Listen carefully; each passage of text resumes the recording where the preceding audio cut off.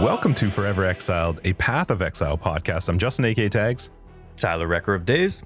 And I'm Brittleknee. Brittleknee is back, episode 151. Thanks for joining us. Thanks for having me. Always a pleasure. Oh, are you going to get that drink in? Sexy just. Yeah, we were all comparing sexy Always voices. A pleasure. Always. I'm joking. Now Tyler's joking. I tried to make my slurp really loud and I choked. I can't. Oh, no. Well done, Ty. That was so relaxing and wonderful. That was a great sip of coffee. Yeah. Welcome to 151. Big shout out to our patrons. Thank you for supporting the podcast. If you don't know what Patreon is, get on over there and check it out. You know, it gets you access to After Dark, which is our podcast after the podcast. It's just more content. It's lovely. And we appreciate those who support us. So, and those who don't, just less. Can I say? I'm just kidding. No, don't say that. Oh, no. Obviously not. We love all of you. Thank you for listening. Yes. What is this note here? Go ahead, Ty. There's a note. I see it. Well, you know, more birthday stuff, right? September 1st, 2010, Path of Exile was officially announced. Oh, like it. And that's a date that happens before our next show. So here's the show. Announced, but you said not released. Interesting. That's right. 12 years ago, September 1st, Path of Exile was announced. So I guess happy Inception Day, Path of Exile. That's right. How did consummation announce it? What was that? Is that like a... I'm just curious. I wasn't there. 2010. Twitter was... Yeah, that was... All the social stuff was around. It was probably ICQ. Yeah. Bing, bing. Oh, no. MySpace. Oh, yeah. 2010. That was MySpace days. That's probably 90s. That was earlier. I think that was earlier, yeah. I don't think... Alta Vista? God, no. That's really old. The AOL? Yeah, anyway. Alta Vista predates MySpace. Was Alta Vista, what was that? Was that a... search engine before Google. Right. It was like the cool one before Google. Right. Yeah, them and Yahoo. And then this weird white screen showed up with Google. Yep. That's Googs. right. Just a search bar. All right, let's start out. How was your week, BK? How was your, I guess, week and past few weeks? We haven't talked to you in a couple eps. Yeah, it's been a while. Eps. Couple eps. Nice. That's what the cool kids say. That's definitely what the cool kids say. Mm-hmm. I've been all right. Yeah. Been all right. I actually took some time off before the league, so it's been a real chill couple of weeks for me that I've been gone. Nice. It's been a long time since I took any sort of like actual real time off. Like, because when you're streaming, maybe you take a weekend here or there, or like a week when you are like just about to break down, but it's always like riddled with guilt and like sort of this anxiety of your community. And so like a full disconnect is something that's really difficult to achieve as a streamer. And I needed it. And I said, fuck it. And I took it. And it was really good for me. Good for you. I did a lot of stuff around the house, got some like projects around the house that I wanted to get done. Like I've had this like wooden bookshelf cart thing. It's like a library cart, you know, the ones that like are at the ends of the libraries that they put the return books on and then they wheel it off to go. Yeah, I have one of those. I got it at a thrift shop. It's fucking awesome. Nice. It has all my textbooks because it's like heavier duty, and I've like kept all my textbooks from my time as a paramedic and all the stuff before it too. And I've been meaning to paint it and like stain it and all that kind of stuff. So I sanded it down, got a nice coat of paint on it, sealed it, and it looks awesome now.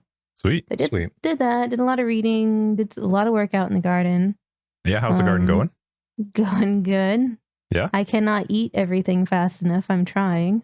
I've made an untold batches of tomato sauce that has been like frozen for use later down this year.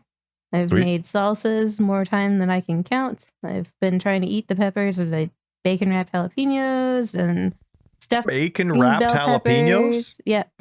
Oh, sounds glorious. So what's the salsa? How do you make your salsa?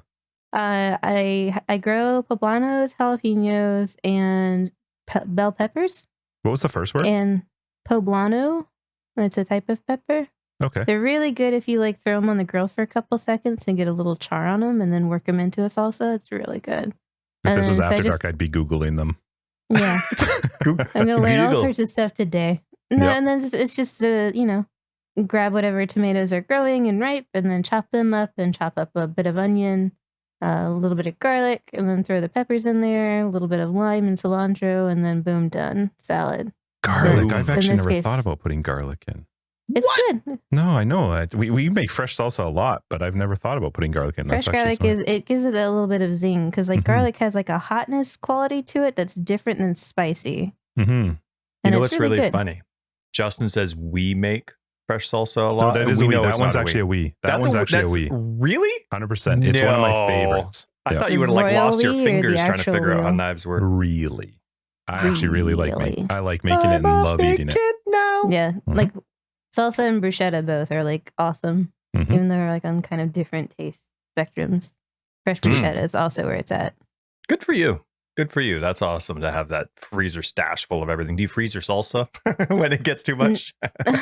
No, that one I eat fresh. I do like make basically just tomato sauce with like no seasonings besides garlic and tomato, or sorry, garlic and onion, so that I can kind of manipulate it however I want. So like I have this like tomato sauce product that if I put like oregano and some other stuff in it, then it's like pasta sauce basically. Or if I want to throw some peppers in it, then it's kind of like more like of an enchilada sauce. And like you can do a lot with it and like manipulate it in different ways. So it's like proto sauce. And that's Sweet. what's frozen right now. So I can use it throughout the year however I want to. Sweet. Nice. Yeah. And How's the lawn? One had some is green. I realized that I fucked up.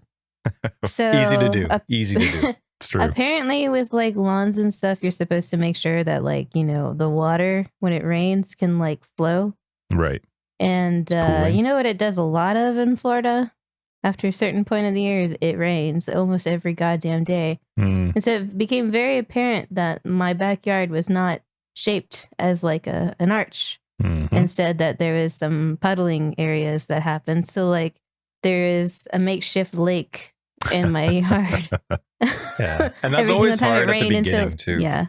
When So like I the had dirt to- hasn't settled and it takes some Mhm. time. It takes some I time. had So to next get year, some dirt and Yeah. help it out, and then got some more seed, and it's doing like better now. But it's like really fuzzy and pretty where the lake wasn't, and then like the lake is kind of like a bald spot. It's like ooh. Did you Hopefully go that with fixes the- itself. It's got like little baby grasses right now. Nice. Did you go with the Bermuda? I did. Nice. Expensive though. My God, I couldn't believe how much Yeah. Seed's not cheap. like just ridiculous.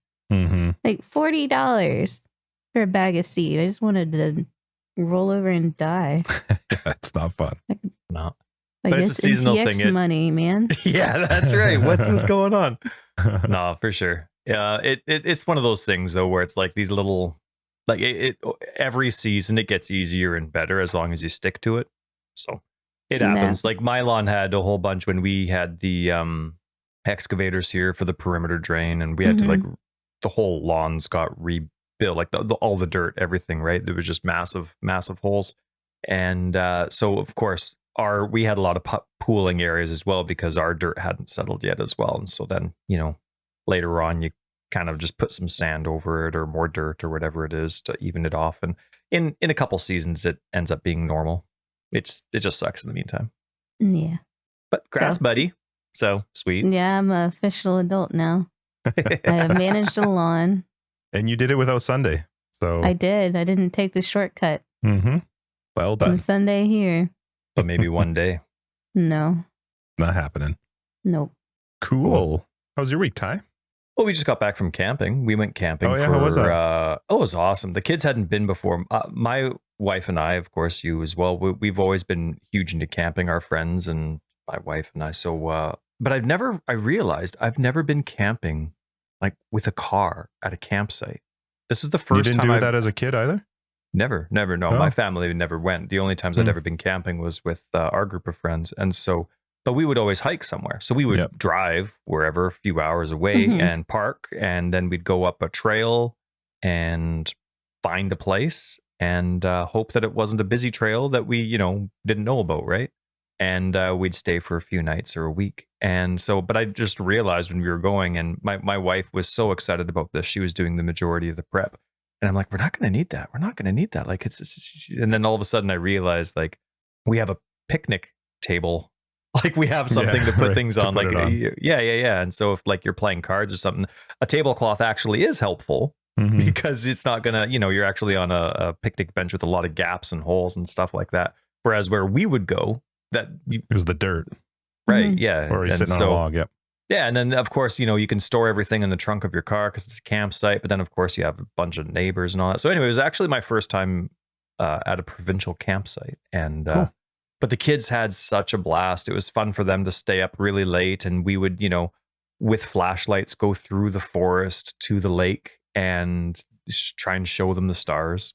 And, so you have the flashlights off for a while, and then all of a sudden all the stars start appearing. But there were a lot of yahoos at our campsite too. So they'd be coming down and doing some skinny dipping and being like, oh, F and F and F. Oh, it's effing cold. And like, my kids are next by. And they know about bad words and all that kind of stuff. So I'm never worried about other people swearing around them. But it was like, they're shining their flashlights. Oh, take a picture, you douche, and all this kind of stuff. And then there's other people over there trying to have sex. Then there's other people over there trying to get, don't have not actually doing it, but, hoping for some privacy. Trying, just not successful. That's right. They couldn't figure out which hole it was. Oh, no. So, no, anyway, so it's just one of those things where you're trying to get the kids to see how cool the stars look without the city lights around. And it just never worked. We were in the perfect spot for it, but it was just too popular for all the other reasons. But it was kind of fun. We went for only 2 nights and 3 days and had an absolute blast. And then we're going to the interior first thing tomorrow morning around 6 o'clock. We're going to be going for 5 days to see my in-laws. Yeah. Nice. Yeah, they live in fire territory, and luckily their place hasn't burned down. It's kind of fiery right now too. I know there's a lot of warnings, so yeah. But the roads are fine, and you can stay inside there. It's fine. Like their city, their town isn't actually in danger. It's just nice and smoky. So anyway, I had a really good week. It was a lot of fun to walk with the kids and like all of a sudden turn off the flashlight while we're walking through a forest and it's completely black. They've never seen black like that. So just a lot of fun. Pretty unique.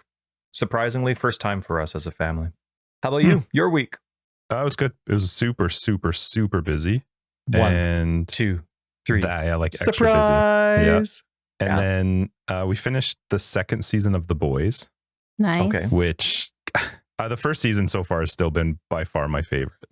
Mhm. But it is I think we watched the first 2 episodes so far of the 3rd season. It's just so Christina was like, I thought Game of Thrones was like kind of gory. This is like it's just a whole new level of but it's awesome. I like it. So otherwise that was it. My sister's down with her kids, so they were visiting for a little bit. So we saw them and just work, man. That's it. It was good though. It was a really good week, and I played some Path of Exile. So Obs. It was good. Good week. No, you can't. Not where does your sister live? But I want to know, but I forget. But how far away does she live? I don't know. 13 hours maybe driving. At least 1 mile. Oh wow. away. Okay. Yeah. Well, I didn't know like far 28 enough minutes, that I'm but you not never hang out. driving to visit. Yeah, that's right. You only see her when she comes out. Yeah, I think when my dad goes to visit, he flies. I think because it's just easier. I don't know I know where it is. I don't know how long the actual distance is. Yeah, no. I'm gonna say 13-ish. I just didn't know if it was like half an hour, 45 minutes. Or no. I think we see them maybe twice a year. So she comes down with her 4 kids, and so hung out with them. Did a bunch of just hanging out outside. The weather was great here, so in the evenings, trying to hang out in the evenings when we can. But I did a lot of barbecuing, which is awesome. Did I tell you that I bought a pizza stone oven for a bar? It's actually made to be used on the barbecue. Oh, that's cool. So it's quite large, but you build it and it's got 4 stones built on the inside of it, and then you put it on top of the barbecue and you run the barbecue open at full, and you're getting this thing up to like 600 or 700 degrees Fahrenheit, and then you actually cook pizzas in it like a pizza oven. That's really cool. Yeah, that is really cool. We had a lot of fun. I've only with ever that. seen like a portable version, but it's like a full standalone thing. Like its own thing. Yeah, that's the only time I've seen something like that. Yeah, we were walking past Being and we able to saw throw one. it right on the grill sounds freaking amazing. It was really fun, and the kids love it because they love doing the make your own pizzas, and then it also cooks the pizzas in like 90 3 seconds, minutes. probably. Like it's so fast. Yeah, I couldn't believe how quick it was. Was there a difference in taste? Well, yeah, because it's actually a little bit more crispy. It's a little more like that wood fired, whatever like they call it. Yeah, it was because the only alternative is to put it into the oven, right? And so it cooks fine, and we do have like stones for the oven, but it's not quite the same. It was really good. It was a lot of fun to use. It takes a long time to heat up, Yeah, But ovens can't typically get that high as it Mhm. needs to be for oven or for pizza that have that kind of like flash. yeah, that's true. Yeah. So it was fun. We had a good time with that, and yeah, just hung out, did a lot of work, and played Path of Exile. That was my Cool. week. Yeah, it was good. It's awesome. That's really cool. Hmm. I'd like to look into that. That kind of stone stuff's really neat. When I lived in Brazil, that was something that many of the houses would just have, like for their churrascarias. That would be where they barbecue, or they would have something for that. And it was just built into every house, I guess, just because of the temperature and climate you do while you're cooking out there. And Yeah, so it was makes really sense. cool. But it's not something that I've seen in forever, and it's kind of neat that you could incorporate it into our little climate here. So that's kind of cool. I'll check it Yeah, out. the only struggle was on one of the days we used it, it wasn't as warm outside, and you're supposed to leave the barbecue open the whole time, but it wasn't hitting the temperatures that it needed to. So I actually had to like close, because it was a little windy, like there was a little bit of a wind, and so I had to close it to get it to hit those temps. But and that was the second time Justin's house caught on fire. Nope, we're done with that stuff. No more alarms, no more nothing. I was laughing though when you were talking about camping, because you're like, we really like camping. I hate camping now. I love camping. You used to love it. Hate it. Was that a single guy thing? Well, I don't think I was single. I definitely didn't. Well, no, not like single, but like I might have had my oldest when we would go. But I just I don't know. I feel like at this point I would prefer a hotel. I just the idea of sleeping in a sleeping bag and it just doesn't appeal to me anymore. I don't. I think contact screws it up too. Like I hate having to deal with contacts when I'm camping. It's probably easier now because I do like the one day. So like you just use them for one day and throw them out. That would be a bit better. But contacts, I always hated contacts when we would go camping, because you got trying to get at least the camping we did, there were no bathrooms or like whatever. So to try and wash your hands and be clean to try and put contacts in and out was a nightmare. So and you couldn't do glasses for 5 days? No glass. I wear glasses in the evenings, but like glasses, the most frustrating part for me with glasses is I don't know how to do this for an audio version podcast, but when you look to the side, shit just disappears. Like if I'm looking off to the side, I don't have a small prescription. Like it's a pretty high prescription. Oh, okay. Yeah. So it makes it hard to see anything if the glasses aren't on. So yeah. High five to the almost blind gang. That's me too. What's your prescription? -625. -625? 6.25, sorry. Ooh, I'm 6.5 in both eyes. -6.5 in both eyes. It's awful. Justin's probably has. You probably have worse eyes than Justin. He just wants to win. No, I've had -6.5 forever. Yeah, I'm probably gonna have to resort to like echolocation in like about 3 to 4 years. Do you wear Mine contacts? steadily gets worse, and they're like, "Oh, we'll just wait till you're like 20, whatever, and they'll stop being worse, and then you can get LASIK." And like mine haven't stopped. They're just like, "Nope, we going down." Even still? Yeah. Oh wow. Yeah, mine haven't changed since I was in like my early or mid 20s, probably. I lose the power every year without like clockwork. Wow, So a whole. Jeez. Well, my mom was -11. And minus like so with -6.5, the thing I always laugh about is, and it just happened to me actually just a couple days ago, getting into bed and being able to see the clock. I'm like, God damn it, I gotta get up. I forgot to take them out. So anyway, you guys are just waiting for some Geordie LaForge glasses to come out. I want to do. There's a new thing they can do where they actually insert a lens into the eye. And it's less invasive and it's not permanent. So if your eyes did ever change, they can change it, but it's still quite expensive. So I'm waiting for that to become a little bit more common. Yeah, like LASIK was super expensive early on, ago. Crazy. And now it's like you got $1,200 in a weekend. It's like done. I hate when they come out with things though for LASIK where they're like a deal. I don't want a deal buy one on eye, eye get stuff. one free. Yeah, It's I like, don't no, like that. get out of here. Please charge me the full price so I know you're going to do a good job. Don't take That's half off one eye. That's awful. I don't want that. Thanks. So anyway, one day it'll happen. Cool. All right, what do we got this week in PoE? Yeah. So how about we just forget everything and just chat? Because it's all everything. like, well, because so much has happened. Yeah, there's a lot of patches. But all of a sudden, hotfixes. like, now it's all just come down to the final patch, which isn't everything that they were hoping to implement with their fixes. But then there was Chris's specific note as well.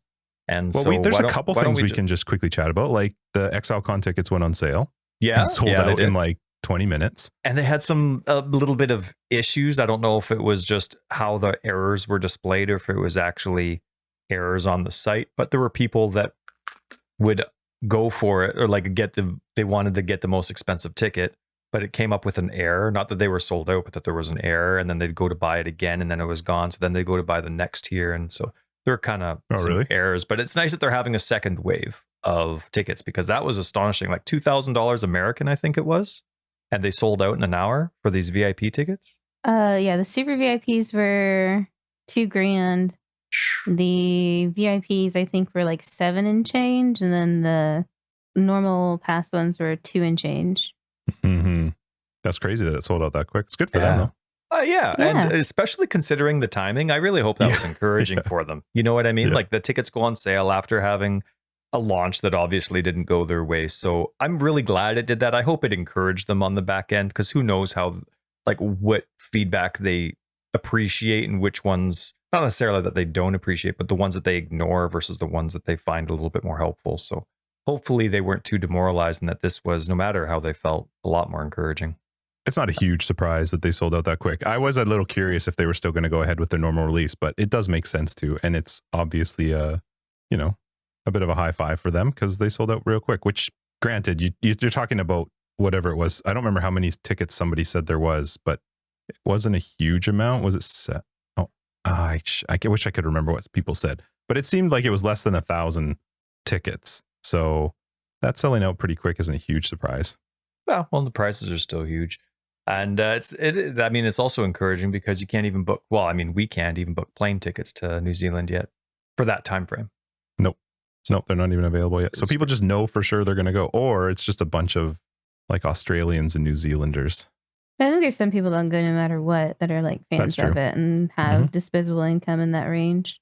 Yep. Where it's like dropping 10K is like, $2K for a dinner. Oof. Better be some good food. That better be good dessert. Good. BK, did you go to the last one? I did not. I was too poor at that point in time. Yeah, it's so expensive to get there. It doesn't matter. It's such a crazy location because it doesn't matter where in the world you are. It's the furthest away from you. I don't know how it's possible, but it's almost the furthest place from everywhere in the world. It doesn't make any sense. Not if you're from Fiji. Yeah, or Australia or something like that. It's not too bad. If you're down there, it's fine, but it's crazy how far it is for everyone else. But what else, Ty? Is there? I mean, we'll talk. I think we should jump into just like Kirik's Vault Pass. I didn't even look at it. That? No, I didn't even look at it. Yeah, it just came, one of the more recent announcements they came out with. Okay. Make sure you remind your listeners to get it through your store. Right. I'll shill for you. I'll shill for you. If it's not on our store yet, then go to BK's. It already is. Is it? Okay. Yeah, because they have a static link where it's just going to be like whatever your store name is / Kirik's Vault Pass. That'll auto update every time. You don't have to worry about managing it. That's really cool. Convenient for idiots like us. Yeah, we don't even pay attention. How about this? Buy it through BK's store first. Yeah. No. And if you want a second Vault Pass, buy it through ours. Come to ours. It looks like there's a lot of stuff. Especially if you're a console player. Buy your PC account with BK, buy your console one with us, something like that. No. Yeah. Support Forever Exiled. We forgot that could happen. So come on. Is there more in this Vault Pass than normal? There looks like a lot. 1, 2, 3, 4, 5, 6, 7, 8, 9, 10, 11, 12 things. I don't know. There's like 5 different little jewel things. I don't know what those are. That's way bigger than 11. I feel like there's more. But maybe that's cool. Because like previously there was like a Watcher's Eye jewel thing, but I guess all of the jewel things on this one are one big package. I don't know. Yeah, there's 5 little jewelly things. BK, did you get the Vault Pass Lasco? I think so. And are you both? It's the one with the diadem skin, right? Yeah, and it had the mage blood too. Yeah. Right? Well, I think so. I don't know. I wouldn't know. Don't be looking at me for any of these things. I've been wanting to try a diadem build for forever, so when I saw that on there, I figured I'd go ahead and get it. But yes, that's right. It was last league that it was the diadem one. And you did get it this league? Sorry if I already asked. Not this far. No, not this one. This far. Right now, I'm kind of got the belt a little tight because of my break. Of course. Right. And Justin, did you buy it from the point that you just found out that it was released to right now? Within the 5 minutes? I want to actually watch the video and check it out. No, I didn't buy the first one, and I think I bought the last one. But I'll watch the video and take a look. I bought the whatever the other supporter pack was, the night one. I love that portal. I love that he talks to me. It's hilarious. Isn't it I wish awesome? you'd talk to people in your party though. Oh, they your don't party hear members? it? No, because I played all week with Josh, a buddy of ours, and I only used that portal. And I would get out and I'd laugh because he's like, yeah, and he like yelled something at me, and I'm like, did you hear that? And he's like, no. I'm like, oh, you don't get to hear it. That sucks. Yeah, it is too bad. It is a really cool one. That one, out of the 2 packs, that one was definitely my favorite, and I was very fortunate. Somebody gifted it to me, and I absolutely love it. I'm on a pedestal around people that aren't. I mean, screw you guys, right? And and just the MTX and the cloak and just all of it is just so cool. I absolutely love it. Yeah, it's really the cloak is fun with the little kill counter. I did some of the, because they came out with the mystery box, and I actually quite liked some of them. I really wanted the backpack that gave like a firework when you killed a boss, but I never got that one. And I think I got 15 boxes, but I got the spider one. I was like, oh, that's fun. I'll be a spider. It's not fun. Why? No. It disables all your movement skills when you're in your own hideout. So, and I tend to use like shield charge or something if I'm just trying to get around real quick from the waypoint. It disables all of your movement skills. So I was like, oh, that's too bad. Because first off, I want to see my spider shield charge through my hideout. Immersion. Thank you. Yeah, that's exactly. Right. Or all the frost blinking they do in Act 2. Yeah, they should be able to. But yeah, so I had to turn it off. It also was quite funny because I turned it on all excited and I was like, all my MTX is gone. Oh, no. You don't see any of your MTX anymore, right? You do when you're in the map, but the microtransactions were fun. There was, what else was there that was in there? That was an epic amount of that mystery box. It was really cool how much there was. What was it? There was the fireworks. Oh, crap. The helmets there was something were cool. else. I have the helmets that like change as you get higher kill counts, a light shines out of them, but which I do use. But what I've also realized is in a game where visual clarity is lacking, it makes it actually quite a bit worse. Yeah, because the light is quite bright shines out of your head. I love the pets.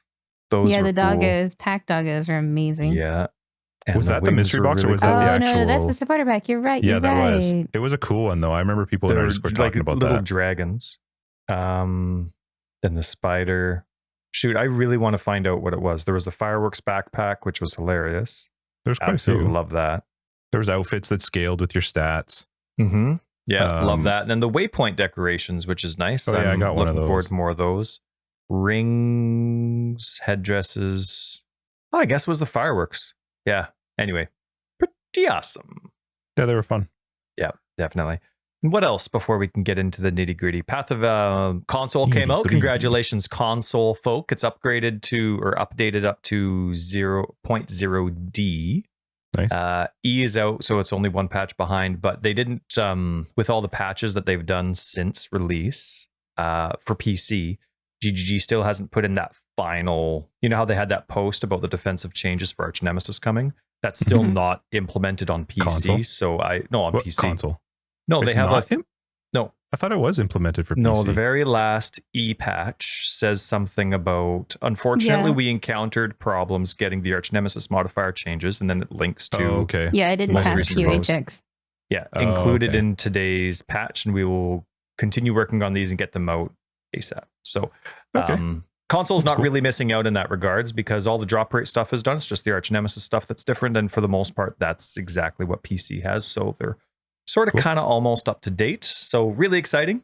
I always, there's a joke in the console community that they always get the better release version of the game, you know, because the first few days of the PC launch are always, there's something that's going to change. There's something dramatic. There's this, all these kind of changes. And so console's just hanging out. All right, you guys deal with it. 5 days later, we get it. And it almost worked out this time, right? They just needed an extra week and a half instead of half a week. Yeah. So anyway, I think, what else? Oh, did we talk about the trade site enabling? Oh yeah, so console got the same trade site now that PC does, is out? Which is really, well, I assume. I haven't actually turned on the console version of the game yet, but they said it was coming with launch. But I bought 2 items on trade. I know, before I'm finished the campaign, I bought 2 items. On PC, right? Yes, on PC. Sorry, I am playing on PC. I love the Direct Whisper the new That button. is so cool. Yeah, it I works just really well. absolutely love it. I can't wait to use it more. I just want to do stuff. I just want to buy. Who cares about selling? I just want to buy stuff. And they Anyway. updated the outline to be like that pretty purple. Yeah, which it's is a, really it's a good. different color. Even though the text itself is a little bit gray. So it's, yeah. No. I know. mean the circle around the item. When you go to find the item in your stash when you're selling something. Oh, right. Okay, I haven't It's a sold very anything. nice purple outline around the item. Awesome. Okay. Mhm. Yeah. So that was really neat. I used those for the first time just yesterday or the day before. So that was pretty sweet. And then I think everything else that came out this week is related Patches. to the launch. Yeah. Mhm. Yeah. So All right. How do we start this one? go. So here's the thing. My league launch play so far has been, I've enjoyed it. There have been issues I had when it first came out. You and I talked about them when we hung out, when you came to my house. Yeah. And there were definitely some issues I Did you didn't guys share like. a microphone for that episode? No, that was just us talking like two buds outside my house That's in right. the sweltering heat. Oh no. Oh, my Yeah. poor dog was dying. I had to actually step on Justin's forbidden grass and let my dog relax. And I was standing in the sun so that my dog would have a tiny bit of shade. And I thought she was going to die, but it worked. I was going to invite you inside, but last time I offered you guys, when you were there with your kids, you were like, no, they will not enjoy anything. They will sit here. That's not how it happened at all. Wow. It's pretty much I exactly how don't it ever happened. remember you inviting me into your house. Oh shit. Yeah, but I mean, I like to keep it clean. But you know what? I had some issues with it, but I've had a good time. Josh and I have played lots. We have been working through maps. I think I'm level 90. I don't like my build. My idea has not super panned out. What was your build? I started with Poisonous Concoction, which was actually a lot of fun. I hadn't played it before, always wanted to play it, and I decided to go Occultist because I wanted to have things explode Mhm. with Profane Bloom. And it was actually really fun. I really enjoyed the leveling process with it. I enjoyed the early mapping with it, but it started to fall off. And so Right. when I was playing with Josh, he had said something about people use Blade Fall and Blade Blast. Yep. Mhm. So that's what I switched to.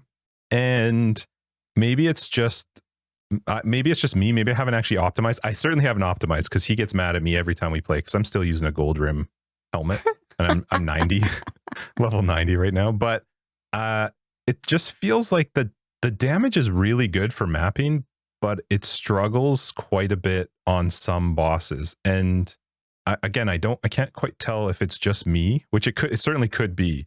But like I did I don't even know what his name is. He's the big guy that's puts you into the sludge. Hunger? Is it Infinite Hunger? Infinite Hunger. Awful. Like the worst experience I've had fighting a boss in a long time. I think it took me 3 or 4 actual attempts. I'm not talking 3 or 4 portals. I'm talking 3 or 4 full sets of 6 portals to finally get up enough damage to beat him. It was not fun. And that's versus with when this I did current setup, or are you comparing it Yes. to Poisonous Concoction? with the current setup. And when I did the other one, the like fire version, I don't know what they're Black called. Star? The one that goes like hot and cold. That one was no problem. I didn't have any issues with that one, but that sludge guy was just like, nah, my health's not moving. Yeah, he's a little tanky and I think has some innate fizz resistance. But one of the main things that you're missing as a tool for damage in your build is actually the veiled suffix. It got nerfed this past league, but it's still like really, really important. You use focus to create really nice big poison windows. So it's like a focus window mod. We can talk a little bit more about it. I want you to help me with that later. Yeah. It's I actually was it's going to probably message just you, some but I didn't want to bug you. tweakings. Yeah, it's like more tweakings. It's probably like a cast speed and ailment duration thing. But we can get it feeling good. I have a lot of experience in poison builds. So. I know you played a lot of Blade Fall, Blade Blast as well, so I was going to message you, but I'm like, I don't want to bug her. No, we can figure this out. But so it's been a little tough. The mapping side, like I'm into the red maps, and Josh and I have been flying through, and it's actually been a lot of fun. I was reading people who were like, I get it. There's some discourse in the world right now about Path of Exile, but people are talking about, they can't sustain maps. They're not sustaining alks. I've done my whole atlas up until I think I'm in T14s, alk and valing the ones that need to be valed. And then I've also alked all of Josh's because he didn't start with me at the same time. So when he eventually got to maps, then we started back on his in tier 1s and I ran through them all with him, and he's now up into red maps. I haven't had the same issues that other people have had on that front. So, and you were playing at a pace where you were going through a lot of this in the early patches, not in the later patches after the I drop played right rates were from increased. launch, played a lot. And I was a little frustrated in the beginning because I was like, I don't think I've ever gotten to the end of the axe and felt so lacking with gear and stuff. And then, you know, I looked at the because I wanted to focus harvest. I loved the change of like, hey, you just go and do a harvest, you get the life force, and then all the crafts are there.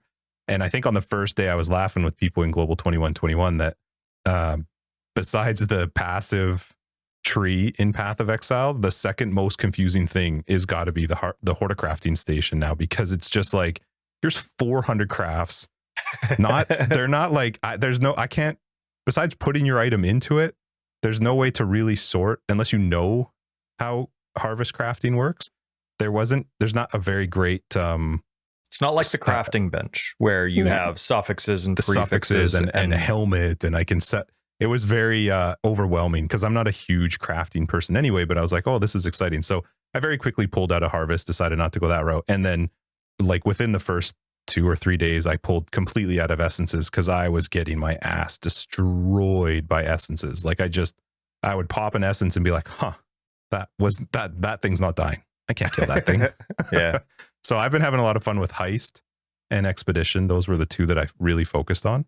And yeah, I mean, I had some issues with the gearing. I felt like I had to spend way too much time on trade, on the trade website to try and gear myself, which I don't really like that, but I'm playing in the trade league, so it is what it is. But overall, the launch for me, I kind of joked with Tyler and BK before we started recording.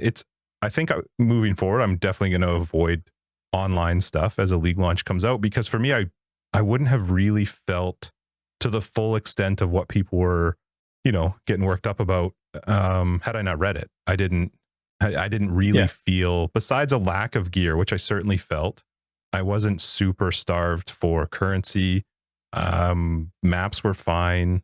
I was progressing fine in that sense. So for me, it's been fun. I had a really good time playing with Josh because he's played a lot, but he learned a lot this league because he follows guides. And which is great. He finds a guide and he goes full into it, follows it to the T, knows what he's going to do. And it wasn't panning out so well for him this league because some of the guides that he was following were from people who are, you know, just uber players that know every single thing, do this craft, do that craft. And some of those crafts, I guess, aren't available. So I got to teach him heist. He'd never played heist before. So that was actually a lot of fun to show him how heist works.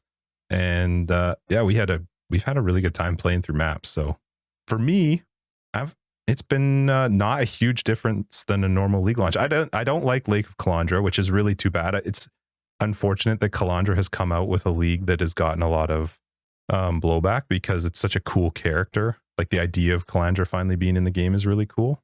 But the lake was not rewarding at all. I just started they're still in my stash. I've got like 15 lakes to run later on, maybe when the drops seem a little bit better. But for me, it's been fine. Drops are a lot better now in the lake. Yeah, I ran them a little bit. It didn't seem now. Well, I don't know that it's been fixed. It still felt a little low to me when I was doing them for how much time it takes to build up a lake and to build up the tile set and then go and run it. I still didn't feel like and currency seemed the better. Difficulty. Right, because the difficulty gets, oh my God. The first time I did Beyond in the lake was like day 2 or something.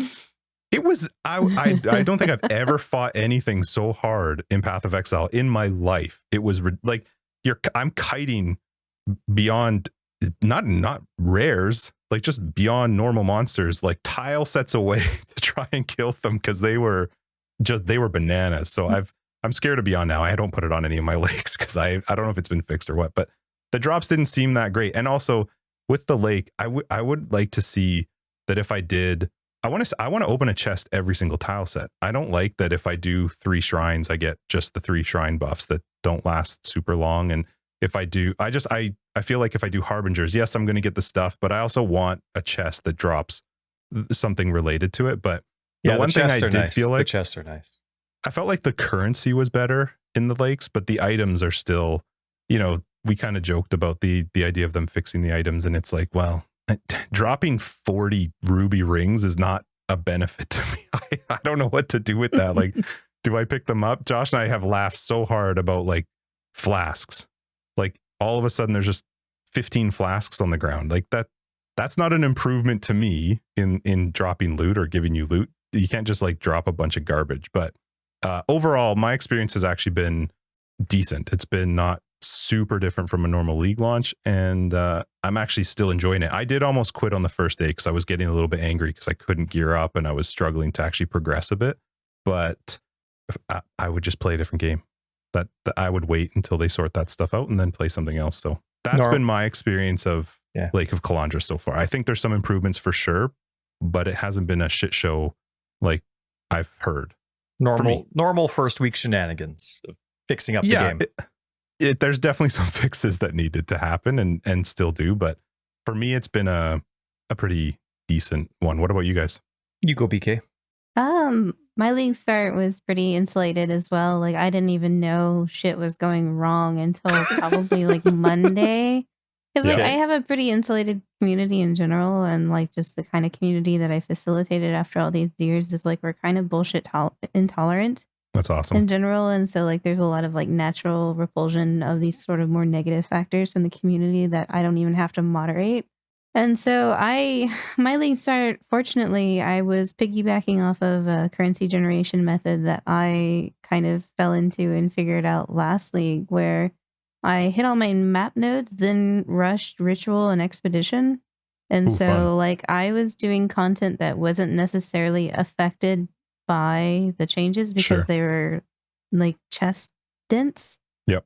So like my early league generation was ritual bases and getting all the different penny currencies from rituals in general, like your horizons and your alks and your alterations and stuff like that. In addition to like the blizzard crowns were going for a divine apiece. So I found a couple of those. And then I was selling bulk blizzard contracts crowns? because I had the they have added cold damage on them. Yeah. And then I had specced into some of like the heist nodes, so I was generating plenty of contracts and bulk selling those and bulk selling the marks and selling my blueprints, and then expedition, all of the different currencies and stuff you get out of there, and then selling the logbooks. And so like I'd had this strategy before where I wasn't really reliant on too much as far as like needing drops to come from monsters. Most of my stuff was generated by chests. So like I completely kind of like bypassed it in the way that people are like, oh, well, I did heist and I don't know what everyone else is talking about. So like I think a lot of early strategies, like as far as people having a good or bad impression of the league, kind of resolves around like what you first put your first kind of points into and like the areas that you focus on. If you heist it a little bit, chances are you're probably fine. Right. But like I'd say like the most stark difference between this league start and last league start is the lake content was just not rewarding for the scale of difficulty it had. So you weren't able to generate a lot of excess currency just by hitting a button like you could in Sentinel. And anytime we have a very like rewarding in-map league followed by one that is out of map, there's almost always this drop off where people go, hey, wait a minute, this doesn't feel as good, right? Because it's just so easy to hit a button and then Sentinels like buff stuff by like crazy amounts. It was right. Yeah, that's a good point. Yeah, and so Chris had brought no that up in his problems. apology too, as one of their mistakes of having just the timing of last league to this league. That was one of his points. So you bring up, it's a very good point you bring up. And yeah, I just didn't really notice it. I just kind of did what I had learned worked well for me personally, because I'm one of the people that I don't like to sell a lot of stuff. Like the least I have to interact with trade, the happier I am. So I tend to choose things that have somewhat static prices that are like very similar as far as like if I'm not selling a bunch of different stuff that I'm crafting, I'm not having to price it all out. I'm just selling logbooks and blueprints and stuff that has a set price so that you can bulk sell and trade like 5 times and get rid of all of it. And then, you go back to your mapping and you've got a, stack of chaos and you're happy. Right. So like this personally works for me, and it would just happen to be advantageous to the current climate of this league as to like putting myself ahead. I didn't really notice too much. I had a little bit of difficulty gearing because of course like essences were a little bit scarier than normal. The ones in the maps are honestly fine, but the ones in the lake, my God, terrifying, absolutely terrifying, especially if they were like 6 or more blocks away. They Yep. have like goddamn 5 modifiers on them with 3 Archnemesis modifiers on them too. Like you couldn't get near them. They'd like kill you if they touched you. And like there's one where I would kite it back to this one particular tile on my lake just because it had like a big unpassable circle in the middle of it. And I would just kite him around the Kiting circle, circle. throwing like explosive traps in front of me as I ran, so that as I ran past them, it would detonate on the guy, and then just like ran circles. Like it just needed like the Benny Hill theme, basically yakety sax, and it would have been great. But yeah, aside from not super happy with like Archnemesis as a whole, and this is something that we can of course discuss later in better depth. But yeah.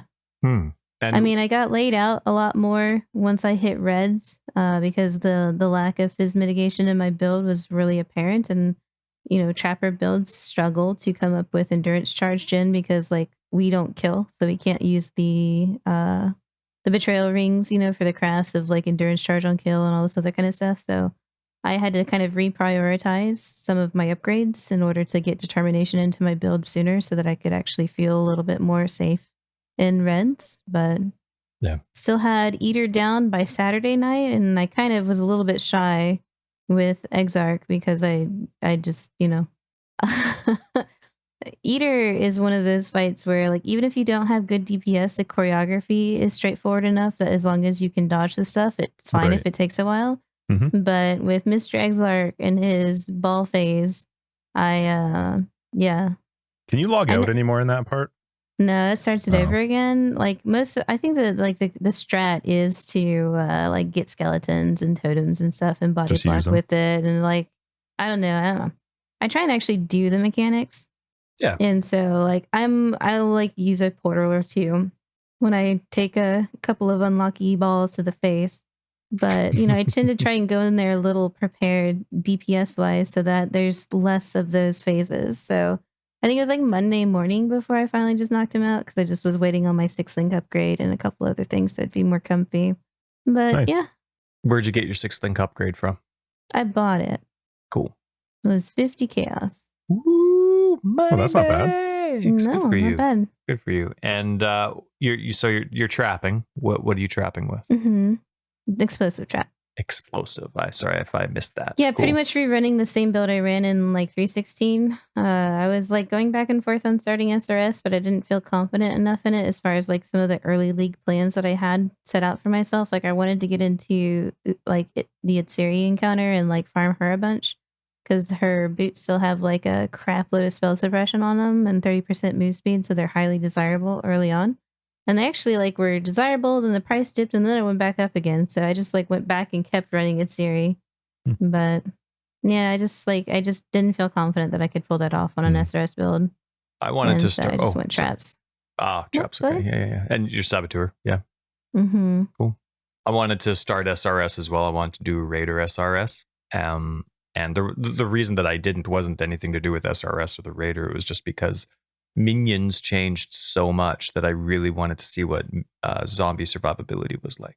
So with all those changes, like I love the changes to SRS. I mean, it did nothing but go up, but I really wanted to see what minion survivability was because a few leagues ago, maybe 2, maybe 1, I don't know, leagues ago, I wanted to see what zombie survivability was like with a build where normally my minions would never ever die. But that was with Necromancer, with the Unnatural Strength, that was +2, right? +2 to all minion gems. And so I wanted to see what it was like. So I went with the Guardian and had the exact same setup, same tree, same everything. It worked out really well. And except, of course, my minions couldn't survive. And no, I think that was the beginning of the Archnemesis League. I think that was Archnemesis League. And so anyway, my minions couldn't survive at all. But Archnemesis was at it was a different state then as well during the league itself. So don't know how relevant the test was, but when they got rid of the +2 for Unnatural Strength, made me, okay, well, how's minion survivability going to work with all these new items and stuff like that? So because I can't really count that test because, you know, pinnacle non-boss enemies have changed so much since then. I want to do it again. But I'm going to do an SRS Raider at some point. I have one on standard kicking around in console so I can test it out, you know, in the next couple of weeks. But yeah, totally interrupted your how your week went. Sorry about that. No, I wasn't. Do you have a plan for a second character? Or? Me right now? Something Trickster. Just because Trickster's my boy, and I want to experiment with that. And then I do want to revisit the SRS idea that I had initially, just to feel it out and see how it goes. Is that with the Trickster? No, I was gonna go Elementalist actually, because I think there's a lot of like really easy early access to power that the Elementalist offers, where the other two ascendancies, as far as counting Necro and Guardian, have their, you know, they're a little bit more defensive, but like you have to kind of work to get a little bit more damage out of them. SRS on an Elementalist is nice because it works into the new reservation changes, because you shock as an Elementalist, so you don't need to run skitters, so you get that reserve back to work in something else. Perhaps a defensive aura, perhaps an offensive aura, whatever you choose.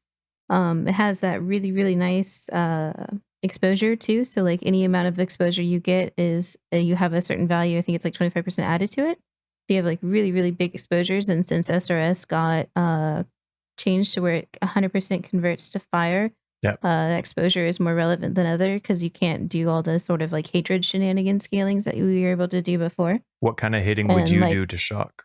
I just Stormbrand, because you get a minimum amount every time for Elementalist. So you just put Stormbrand, it can handle your curse on hit and shock as well. It's pretty neat. If you give it a little bit of flat fire, then it can also run combustion, which gives a -10 to fire res debuff for the boss as well.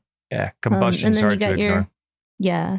And you got your golem boys too, right? So like ever since its introduction, carrying golem is like one of the best ways to scale SRS damage. Like it really benefits because there's 20 SRS. And so like anytime you have like a high minion count, the carrying golem really shines. And so, you know, not only are you getting like the life regen and the fizz mitigation from Rocky Boy and the, I don't know, Chaos. it looks like Chaos guy. Let's say that like the bunch of grapes. You know, you're getting a turbocharged Carrium Choppy Boy too. And so like, I don't know, it's like, it kind of made sense for me in my head. Like, is it going to be a character you take to Ubers? No, but it's like a good can opener to the league where like you're getting a lot of that damage early on through the Ascendancy.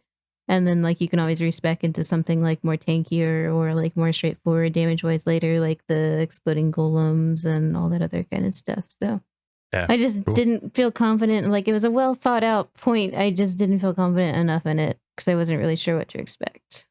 So. Looking forward to your feedback on it. Sounds awesome. Yeah. Cool. What about you, Ty? How was your launch? How's your week been playing? I had a great time. Yeah. Oh, hang on. Wrong card. I had a great time. I mean, zombies suck until, and I mean, that didn't change with any of the health negation that they did at the beginning of the league for minions, but zombies have always sucked until they're around gem level 10. So it's always a chore. So you really can't use them. They just get absolutely massacred in every boss fight, whether it's Brutus or Merveille or whoever else. They cannot live. And I'm going straight for survivability nodes. Like right off the bat, those two clusters just northeast of where the witch starts, get them all, get some masteries that help them out, like leech and all that kind of stuff. And they just have no hope against any type of difficult boss, or any boss, I should say. So they're kind of pointless. You level it up anyway. And so I'm obviously leveling with SRS. I went, I'm a slow leveler anyway, but I went camping. And so I'm still currently I just started Act 10 last night. But I definitely had nothing dropping at all. There was like no drops happening. I wasn't getting gear for me, let alone my minions. I was like negative in resist the whole way. It was red resist until one of the more recent patches came out. But the funny enough, the new minion wands, I had them just for the campaign. The new minion wands in my filter, no matter the rarity, are dropping, and you'll see them up until the end of the campaign. And then I have more rule sets. But I wanted to see how often they showed up and how they dropped, and they showed up all the time. I was not short surprising. on minion wands, which I absolutely loved, because a lot of the times when I would use a transmute on them, or I wasn't using any alks, because alks were very hard for me to find for the first while, up until like these drop rates weren't changed before I hit Act 4, which is when I'd normally spend my alks to get my trigger gems. So I wasn't using any alks, but I definitely got very excited for every essence that I found. And as a minion player, no matter how scary essence is going to be going forward, I'm staying with it because I really want as many Essence of Fears as I can get. And, you'll never know, right? You'll luck out and you'll get a sweet one. So anyway, I'm using all my Essence of Fears that I'm getting, which I surprisingly had a decent amount just while leveling, and then tons of transmutes. And I was really impressed with how often I was getting another minion roll, whether it was minion life or minion resists, minion damage on these wands. It was nice. And every now and then I had one bone ring that had, I think, 3 different minion stats outside of the implicit. And the other one was like 30% to cold resist for me. So probably not getting rid of that one for a while. So anyway, I actually enjoyed how often those were dropping, but ironically, nothing else was dropping. And so it was leveling was quite slow. There was definitely a lot of situations where it's like, okay, die, go back, die, go back. And I didn't have any options. I didn't have currency to, like, I didn't have alterations to re-roll any magic items. So it was a slow process. But once they came out with whichever patch it was, I don't remember if it was C, D, or E, whichever one that fixed it. But I've been getting a lot more currency now to re-roll some mediocre items while leveling. I'm actually finding rings that are helping with my resists or belts. I found an amulet that had, I hate designing builds like this, but the current build that I'm doing an occultist with zombies, but I want to get into poison damage and stuff. So I also want haste on there too. So anyway, I need 155 dex, but I'm only getting about 55 from the tree, which I absolutely hate doing. So I need 101 dex for my build. And I found an amulet with 80 dex just while leveling. It was awesome. So anyway, Nice. it's been a lot of fun. And once the zombies hit level 10 with the survivability in there, they start really picking it up. And I really enjoy having phantasms with them because there's a lot of circumstances where zombies aren't getting their full value because you're getting caught on a bridge or something like that. And so only 3 zombies are hitting while the rest are just waiting for their turn or more space. So the phantasms are really helpful in those what's it called? Funneled situations. But yeah, let's see. I actually think that the difficulty of the campaign and the league mechanic, this is just while leveling. I think it's spot on right now. Like, I'm really enjoying going into Act 8, going into Act 9. I'd go into the Lake of Kalandra. I thought it was a really nice difficulty increase. I never thought it was out to lunch. There's a few enemies and enemy combos where I just get obliterated and I had no idea what it was because I can't highlight the enemy. But that's, I think, more Archnemesis or Essence combining. But I've actually really enjoyed the difficulty of the league mechanic and the campaign itself. And that includes Act 1 and 2. I've had a really good time so far. And I've even felt like I've never been one to rely on uniques. When they drop, I'll see if they work. But I've had maybe 7-8 unique items drop while leveling. And there's been, like, I think 3 of them have been the exact same flask. So I actually kind of like that. To me, even though there's hundreds of uniques in the game, I like the prospect that they're, yikes, harder to find, or maybe it's encouraging more div card farming because you're looking for a specific unique. I kind of like that they're not very common anymore. So we'll see how it goes. I think with the patches that GGG had, we'll talk about it, but they're like certain bosses or archnemesises are going to drop a lot more uniques, but they're going to be a lot less common within the general pool. So anyway, yeah.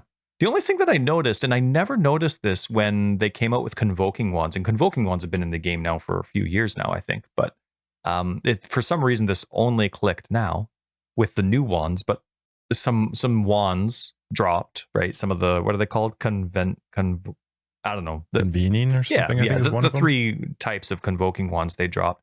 And some of them were superior, right? They had some quality on them. And I'm like, oh, you know what? I never looked into it.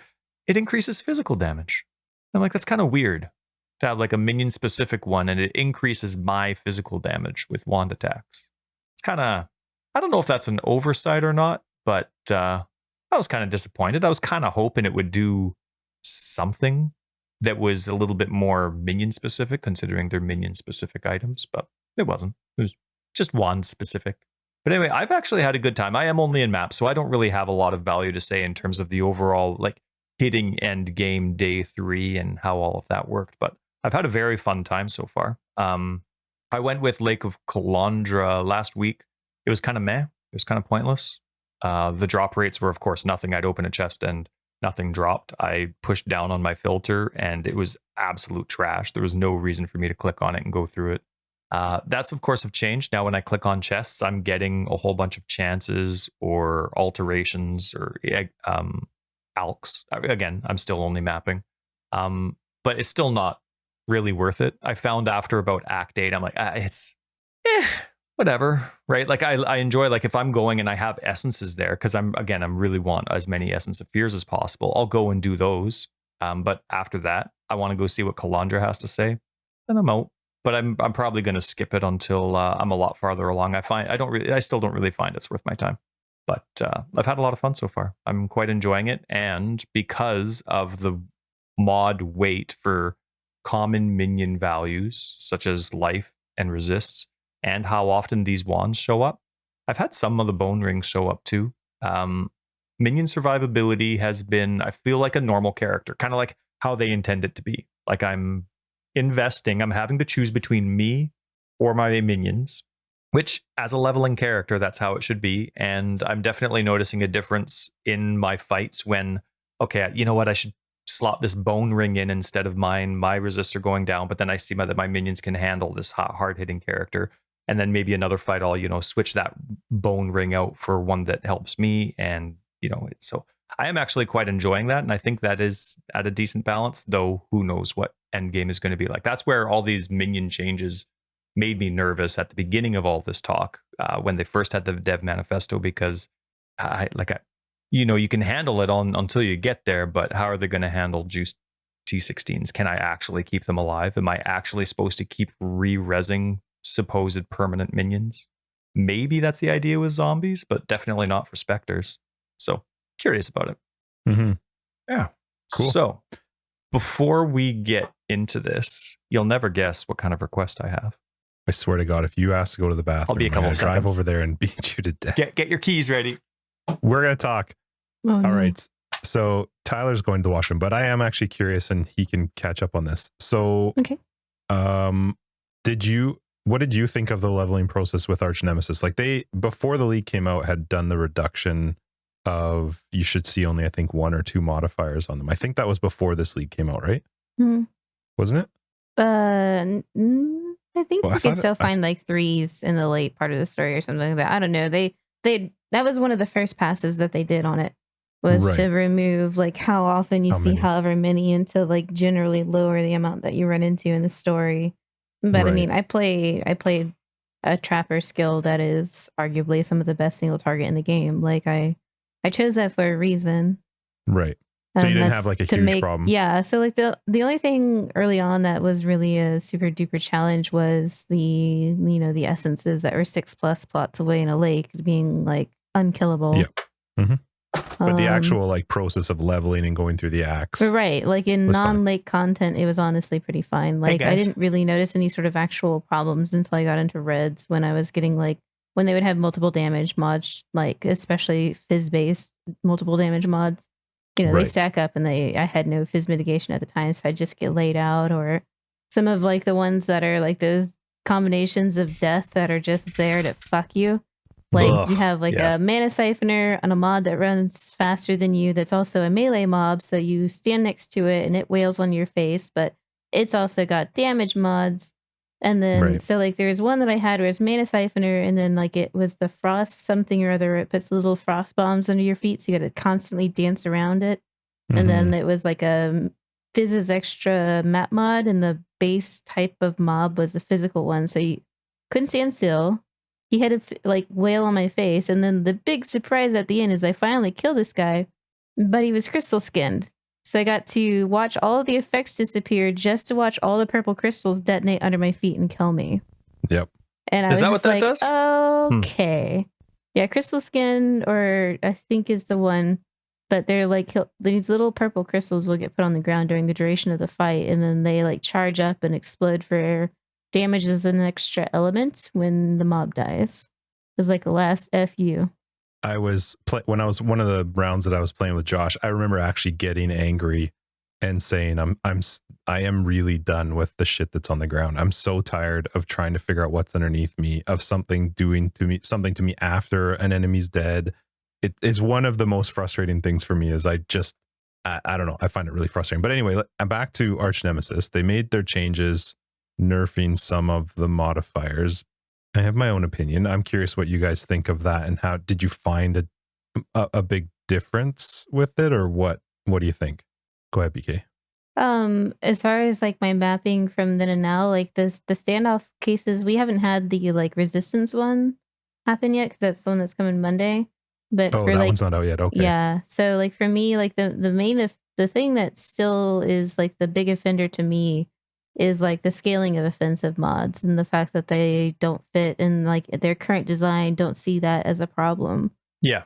Because I'm on like that not every page too. character is gonna have, you know, like really robust, amazing physical mitigation right off the bat, or, you know, elemental resistance mitigation off the bat. Either like not every build has max res, you know, day 2. So like for me it's actually not so much because like if the mob is kind of tanky, I guess I have a higher tolerance for like trying to whittle down something that's got like a big sponge worth of life or EHP. And like that doesn't bother me so much as like the getting one shot by something that I have no answer for. Yeah. And like going back to the original implementation of Archnemesis and the problems that it was supposed to solve was like the clarification of being able to look at a monster and quickly discern what it is that it does and be able to counterplay that either through like skill or through having a build a certain way. And all this is done, especially in the current era, in the current state of Archnemesis, especially with untuned offensive mods, is just created this like sort of like meta amongst builds where like you have to have like grace, determination, a form of recovery. Like you can't just like squeeze by as much anymore. Like you have to have like a fully invested defensive build. And I feel like that really stifles build creativity and diversity in the current era because like you feel pigeonholed into having like X number of defenses. Otherwise, you can't progress in certain ways. You're referring just, like, to feels specifically pretty bad. being like not having a fully defensive character, though, not like completely avoiding defensive mitigation, of course. Right, like Yeah, you just okay. you always have to. Like they're like the choices of builds that are you know viable all the way to reds now is a lot shorter of a list than it used to be because of this. And I honestly like they could be really involved with it. I don't think they will be because of just the lack of dev time to dedicate to solving some of these problems that Archnemesis has. Like if most of it we're going to see from them, I would say over the next week is like numerical changes. They won't change. They won't have the dev time to specifically engineer in like if then tables so that mods don't spawn together. Like that's just not going to happen. They Yeah. don't have the time for that. So like hopefully they'll Wish they spend did, some though. time evaluating and listening to feedback saying that, you know, like, hey, like this is still pretty bad when these types of mods stack up to each other. And we'll see, you know, if what sort of changes, if any. But like for me personally, I'm like completely exhausted that every single build that I do these days has grace and determination and then sometimes even like purity of elements for ailment immune. Like I'm tired of building builds that way. Like I miss mom builds where like I'd have just like big chunky regen and a huge EHP pool and that would be okay. And some of the other alternatives that were out there at the time. So yeah, I hope they keep fine tuning it. I wish it would have like proper dev work done on it because I feel like Archnemesis is probably like one of the coolest systems that has been brought to PoE as far as solving a lot of problems. But it's been implemented so poorly across the build every single time they try to strong arm it into the game that people are just tired of it and done with it and don't want to like deal with it and just like automatically see it as this horrible thing now that they need to back down on when in truth, like it would be such a tool to teach players so much about the game if utilized correctly. If they'd taken the time to put Archnemesis in originally in a way that was meaningful and impactful to the game, they would have, first of all, taken all the mods, put them in a pile, sorted them out, and said, okay, well, these mods make sense to show up along the story at these parts. So, like, maybe only Frostweaver shows up in Act 1 because the main thing about the main thing about Act 1 is learning that cold resistance is a thing. Like, you get Hail Rake right off the bat. There's lots of cold themed mobs as far as like the little elementals that do that cold snap. Yep. And of course Merveil, right, in the pinnacle boss fight, she does nothing but like cold base attacks and everything like that. And you go, ow, that really fucking hurts. And you're like, oh cool, there's this sapphire ring that I just found on the ground and it has cold resistance and wow, it doesn't hurt so much anymore. And so they didn't do that. And in the first implementation of it last league, you know, you would get freaking gangbanged by a bunch of guys with ice wall, like before you even had a movement skill. Or Yeah. like there's even in the game still now, there's the lightning weavers and fire weaver ones that show up and have the extra damage as fire when you can't even equip a topaz ring until level 12 and fire beyond that. And so like they have this opportunity and really cool tool that would be built in and baked into like the very base mechanics of the game, i.e. magic, rare, and normal monsters, that could help teach some of these lessons that people complain that the story doesn't teach well enough, like how to invest in certain things and how to be aware of certain systems. And they haven't done anything about it.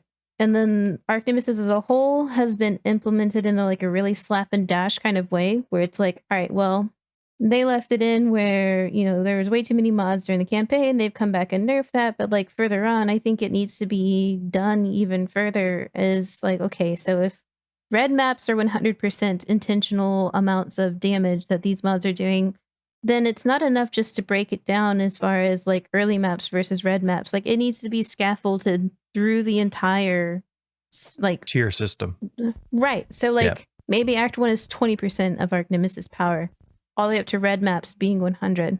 Because early on, it's just ridiculous that you can be a little baby character or a brand new player to this game, get hit by a Frostweaver Roa once and get a 30% chill on you. Like it's ridiculous. That leaves you like no mobility unless you're like a seasoned Roa dodger to do anything about it. That's before impossible. You're fucked. Nobody's Right. a seasoned Roa dodger. It's impossible. And so like I think that, rather than have this thing be inherently player unfriendly, it could be a tool to help teach players about the game if utilized correctly. Like it's okay that there's Roas that do like extra cold damage in Act 1. That's fine. But they should chunk you. They shouldn't murder you, right? You should go, oh, ow, what was that? And then like be engaged to try and figure out what it is, whether it's like, I might try and use this alchemy orb on some gear to try and give me some stats, or maybe I look up what this ring is and what cold resistance is, or like maybe I upgrade my life flask because it really, really hurts. Like there are lessons to be learned from certain parts of the game that aren't being taught when, it's overtuned to the point where it's like, okay, I'll just die. Yeah, it is. It's a lot of it is just at this stage, just, oh crap, that sucks. And then if you even know about resetting instances, you can reset the instance, but then you go and reset the instance and it's luck of the draw. And some of that's fine, but definitely not all the time.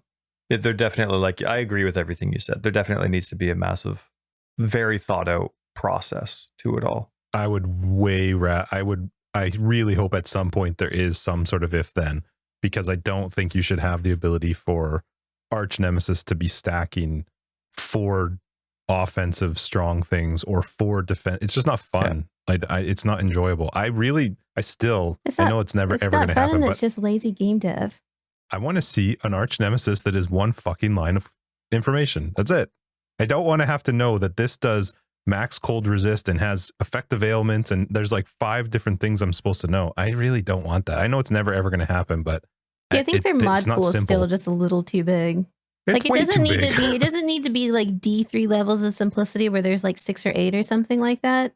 Mm-hmm. But like it doesn't need to be what it is now too, especially when there's like so many different ones that do the same thing but a different type of elemental damage. So it's like, I don't know, just pick one. Okay, Yeah, exactly. One weaver and one bearer and one of this, and like, come on, let's. Tyler and I laughed during I think it was when we did an episode after the Dev Manifesto, because they changed the names of two of the Archnemesis, and we were both just like, that didn't make it clearer. Like one of them a little bit, the other one is still like, okay, I don't have a clue what that's supposed to mean, but yeah. I like the fact that they're at least going to reduce the defensive side of them a little bit. I'm not sure it's enough though, because if you still stack 3 or 4 of those onto one Archnemesis, it's still going to be a nightmare to fight. I think it would be a nice rule for them to, and I don't think it's like this, but maybe it is, where every second mod is the opposite of the first one. So let's say the first mod that rolls on something on an Archnemesis mod is offensive. Well, the second one, if it was going to have a second one, would be defensive. instead of 2 offensive ones. And then if it was going to get to 4, okay, well, so now you have 1 offensive, 1 defensive. Your third one's going to be whichever, right? You'll have either two of one of them. But then the fourth one is, again, making it even to have 2 and 2 inside of that one. And one thing about I really appreciate, like, one thing that in Chris's, I guess, apology and explanation to the community was how stubborn they were about certain things, that they shouldn't have been as stubborn about certain things. And I thought that was really great and humble. And I'm excited to see what the future holds with, not being as stubborn about certain mechanics or mentalities. But I think one thing that I really like in games is that a boss fight is hard, right? And so, yes, now there's a big difference in this game between Archnemesis and boss fights. But to me, Archnemesis is still where a huge, like, they're really focusing on, this is where a lot of your rewards are going to come from. Get excited for rare monsters, because that's where a lot of your drops are coming from. And maybe there was circumstances with all of these defensive nerfs that they're doing to Archnemesis enemies, but so hopefully these changes are just that these enemies aren't immune anymore. Because to me, I still like longer longer enemy battles. I like being able to, okay, there's 30 mods I need to read still. What are they? How can I go about this with the pros and cons of my character? But it seems like they're lowering all that so that you can still kill them quickly. But like BK, like you said at the beginning, they're still going to do astronomical amounts of damage, which just means I'm just not going to learn anything from the fight. I'm not going to be able to highlight them. I'm not going to be able to see them. I'm not going to be able to know what to do. And to me, now I haven't played with it, so maybe this is going in the direction that I like. Maybe the damage isn't absurd, and maybe the defense is now appropriate. But what I'm hoping happens in the future is that these fights are going to take a bit. I can't just obliterate them with an extreme amount of offense, and I do actually have to fight them. You know what I mean? As opposed to click, click, and it's dead. And I want to be able to, with a decent character, with appropriate survivability, not just being, with my leveling gear, but with appropriate good investment, actually have a fight on my hands where I'm like, okay, this is what I need to do with this character. These are the mods they have. Oh, shoot, oh no, I got hit. And, like, you're running around, you're desperately flasking, but then you come back and you actually have a chance at a one-on-one fight. Or, I mean, they're not all going to be one-on-one fights, but you know what I mean, right? Like, right. And I know they're not designing them to be boss battles, but I really hope they don't fall into the cry and complaint of those bosses just need to die when I see them, and then I pick up their gear and I keep going. It's a really hard balance between people who want to play the game quick and map quickly, but also the person who wants to enjoy a fight. I think that's a really tough balance. Mm-hmm. Yeah, it is.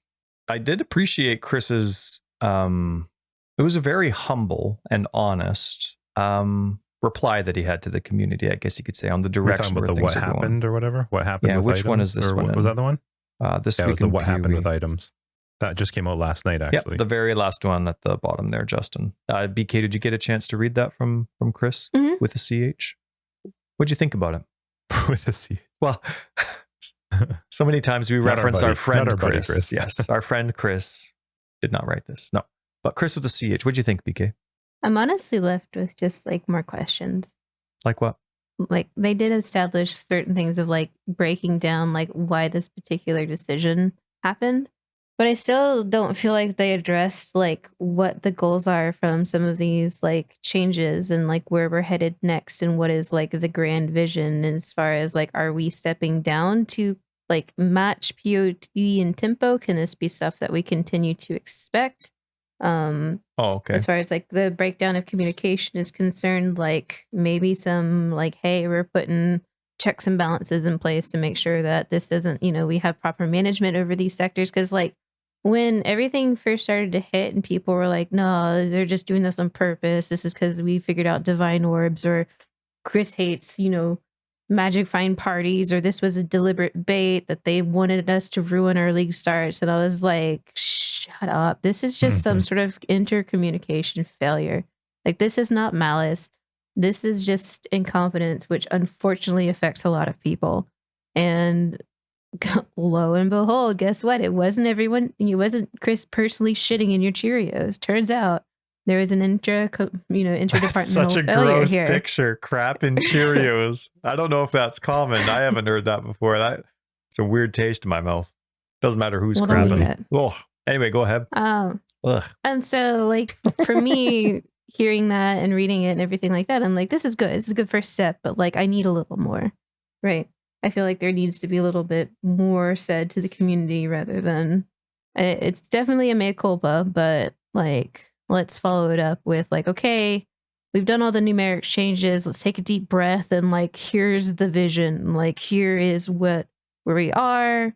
This is the things that, like we're heading towards. And I feel like it's definitely going to need pretty strong communication moving forward to kind of like repair some of the damage this league has done as far as trust wise between, the community at large and GGG. But like, I don't know. For me personally, I always get really upset in general when stuff like this happens just because of like, I hate the atmosphere that happens to the game when this sort of stuff sets in. Like, my biggest problem with it is that it's almost like this sort of like wartime atmosphere that happens where it's the us versus them and everything is an attack and everything is deliberate and everything is full of malice. And there's like no relaxing, no taking a step back to kind of consider everything. And it's exhausting. It's just absolutely exhausting. And then of course, like all the different social medias are and that's when I kind of just like retreat into my hole, into my community and just like ride out the storm because I just don't want to be involved with it. Yeah. But well, you have a fantastic community and that's all credit to you. You have a very excellent demeanor, a very well-rounded opinion of the game. You're obviously mature in your thought process. And so it's a nice place for people to go and actually get a realistic perspective of the game that isn't really going to be caught up too much. And I guess, we're all human. We can all get caught up. Like Justin said, we probably wouldn't have been as emotional about all of this if we weren't on social media, but you have a very good ability to take a step back and create a relaxing atmosphere no matter the state of the game. So you have a very nice community. You're very fortunate to have a community that you can relax into or set back into. So good for you. Yeah, they're a good couple of beans. Yeah. I don't think they ever did anything intentionally. Like Tyler and I talked about this at the beginning, actually even before this came out, and we've talked about this in so many episodes in the past. Yeah. They're not out to fuck their game. They're obviously not. They definitely don't want to do that ever. No, like I don't understand why that's so difficult for people to understand, but that's not the goal. The goal is not to screw the game. I do think they were, it's unfortunate that some stuff was left out that we didn't find out until afterwards. I have to give him credit for at least doing something, because this is a damned if you do, damned if you don't. No matter what. Yeah, totally. It didn't matter what he did. There was going to be people that hated it and people that were fine with it. And I don't think there was ever an ability for him to actually get out all of the information that people wanted to hear. So for me, it was like, okay, at least it's a start. I agree with BK. There were still questions where I was like, you haven't fully addressed some of the issues, but it's at least something to start. I can't stand. It drives me crazy to have to read when somebody's like apologizing and taking blame, and I'm not a fan of that, because I know that it's being done to. He's good for him. He's protecting his company. He's protecting his staff, and I think that's awesome. But I hate that there's a community that wants him to take responsibility. It feels like he needs to apologize for mistakes he made on his game. Like just tell us what's going on. I'm fine with that. Yeah, exactly. And I really thought the stuff that he talked about at least was a good start, and it will be interesting to see what happens now going forward with some more information. It was a book to read. Like, I started reading it last night while we were watching one of the episodes of The Boys, and Christine's like, "Are you watching?" I'm like, "No, I have to read this stupid thing so I can talk about it tomorrow." No. But did she pause it? No, we kept watching. It was actually a fine spot for me to pay attention. But I thought it was reasonable. But again, I think it was a damned if you do, damned if you don't. And no matter what he said, there was going to be some people that would freak out, because it was impossible without it being like 4 times as long for him to address all of the things people are, upset about, which sure enough, I hadn't even been on it for more than 10 minutes. And as I'm scrolling down, which I never, ever should have scrolled down past his post, That's all it was. It was just people griping What and about moaning this? What because he about didn't that? Why answer is this. this and that? Exactly. And I think that's not fair because I think what you have to do is at least take a moment to address what he said, what the issues were that he's addressing, and then don't make some assumption that he's just saying, fuck the rest of that stuff. I don't care about the rest of it. Well, that's not the case. A lot of it's also like from a developer perspective, like triaging, right? So like, no, Sure. he's not going to like address the fact that certain harvest mods went away because that like crafting people are only a subset of the larger PoE community.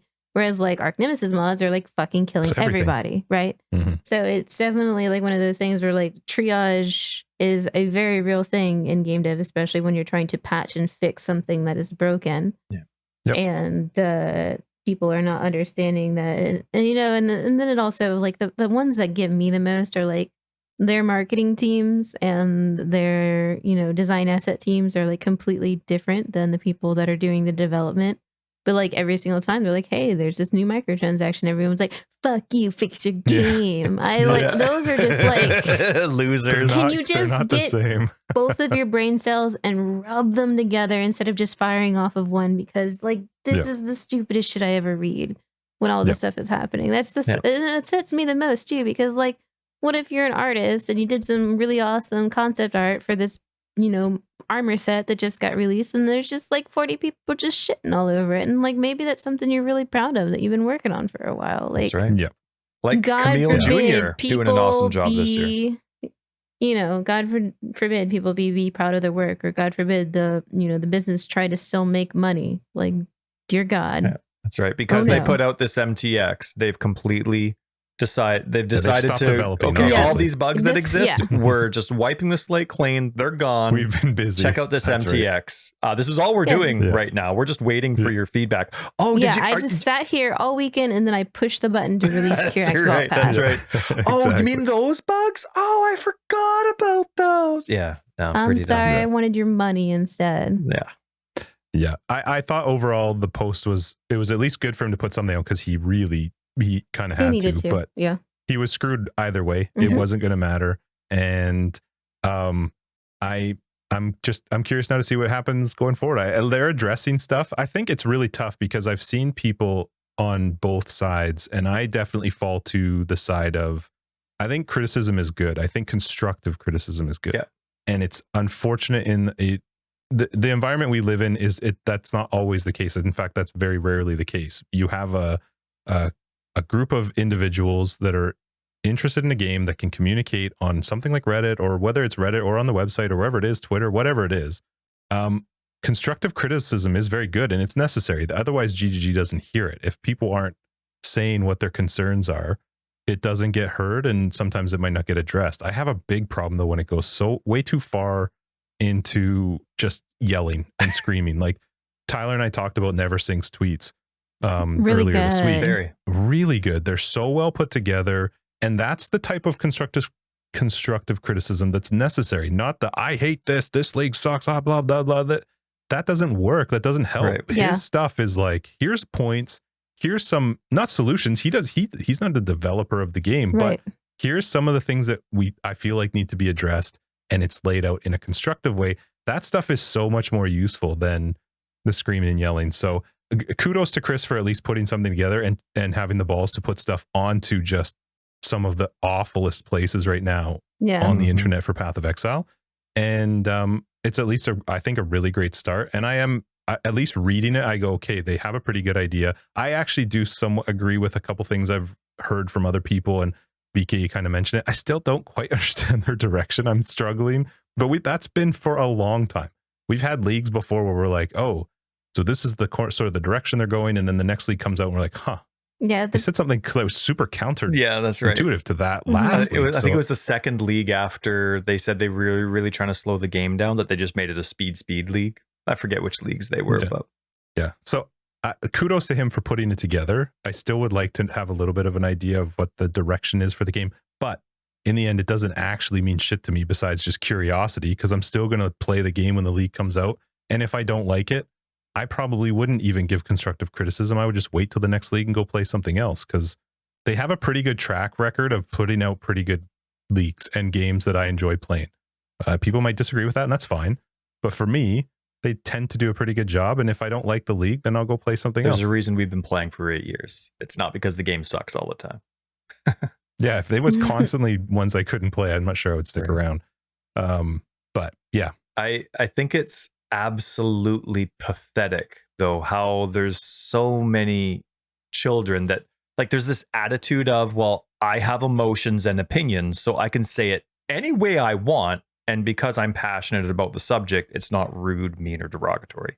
That absolutely, I couldn't believe how absurd and childish so much of the well, I mean, again, probably a very small portion of the community, but still a very loud portion. But it was so over the top, like just unbelievably childish. Like if you've played Path of Exile for 1 league, maybe 2 leagues, I could see there being like this confusion about what's going on. But if you've played Path of Exile for 3 or more leagues, how on earth, like the first week always not necessarily sucks, but always has massive tweaks. Something's always wrong and it needs to get fixed. And that's not the way it should be. That should never be it. Path of Exile always seems to be chasing their tail with the amount of time they have to put forward content. But honestly, ever since they've had that heist apology where they needed to remember about the value of quality and emphasizing that more on release, it's been getting a lot more stable and stable and stable, but there's still always something to fix, right? There was with Sentinel, there was with Archnemesis, there is with the Kalandra. So, I mean, what experienced Path of Exile player thinks that, well, this isn't going to change. They're not going to fix this within the week. It's just chill out. Wait a week. It'll be fine. And guess what? It's fine. Right? They're still coming out with more changes to Archnemesis, and look at the difference in heart. Chris, in was it his Ziggy interview? I think it was right at the beginning of the league, said we've made all the changes we want to Archnemesis. We think they're in a fine state. We did all those changes last league, and look at all the changes they've done so far. Like, you don't need to be a prick about it. They see it. They see their numbers drop. It's absolutely crazy. I feel though, I laugh at anyway.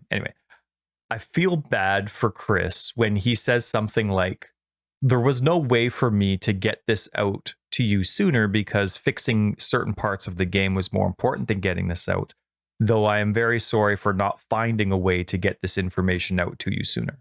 Like, I feel bad for him because obviously he's had to choose when to communicate all of these changes and apologies, but then also, actually make the changes and approve them. Like, that's a tough choice to make. Like Justin said, you're damned if you do, you're damned if you don't. I feel bad for him that he feels like he's under that much pressure that this, for some reason, isn't soon enough when you only have so much time in the world.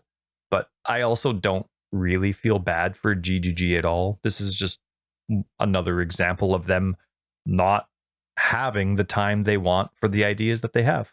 And I mean, he addressed that again. So this is, to me, this is like a Heist 2.0 kind of comment where it's like, okay, things in the back end now have to change again. So how's this going to go? And even though I've been guessing, yet critical of the amount of time they give themselves to put forward good quality content, ever since Heist's apology, they've gotten better and better and better at the overall quality of the release. And so now this is just, okay, this is the Heist 2.0 apology where it's, now this needs to be addressed a little bit more in their back-end conversations and time development. And, maybe you hire more people, maybe you have this, maybe you have that. But, like the beginning of the league really did kind of suck. But now we have to be patient about it, right? So I'm excited. I thought the post was actually really good, despite the fact that, like yourselves, I am curious what the direction is as we get closer to Path of Exile 2. I think we know, I mean, if you combine a whole bunch of interviews together, but it would be nice to hear directly again as we have all of this information come out. But so far, I think the state of the game is going in a great direction with all of these changes, especially hearing what Chris had to say in his apologetic note. I think the direction is, again, exciting. And we know when these kind of statements come out that it is going to be a big focus and you don't deviate from the things that you said you're going to be focusing on going forward. So you can really only go up. And I think the state of the game is actually in really exciting, like just with how Archnemesis is going to be this so much more rewarding. I think it's really cool. Insert I think the crickets. biggest faux pas for me is the whole fact that there is like 2 massive failures in communication back to back. One maybe intentionally and one by accident. So my biggest gripe is that Archnemesis went core with little to no warning. Normally when League mechanics go core, they have a post out that's like, this is going core, and they explain why and everything like that. But we didn't know until the announcement hit 1 week before the league started that Archnemesis was going core. And a lot of people, I guess, assumed that the fine tuning on this would be, something that happened. So there was a lot of the early, they had to do lots of blanket wide nerfs on Archnemesis the very first time around. And then through this, failure of internal communication, we've turned around and had the second lack of communication regarding, well, like part of it was Archnemesis, but a lot of it was like the loot stuff changing a little bit. And that would have been a nice, and they recognize like, yeah, we should have told you about this right at point. But like, that's unfortunately really not good. Yeah, it doesn't for look good lack for them. of better terms. So it's like, here we are, we have 2 failures, and then on this one, it's like, it's just going to take a lot of, I think, communication moving forward, especially through the rest of the league, and certainly preparing people for what's coming up in the next league, like to really start to kind of rebuild the bridges. And then I think a lot of it too is just like the sort of mindset and mentality and temperament of gamers changing over time too. Like, I remember when each new league mechanic came out, and like most of what content creators did was like figure out the mechanic and put guides out on it, and like, this is what you do, and this is what you're supposed to do, and like, this is how it works.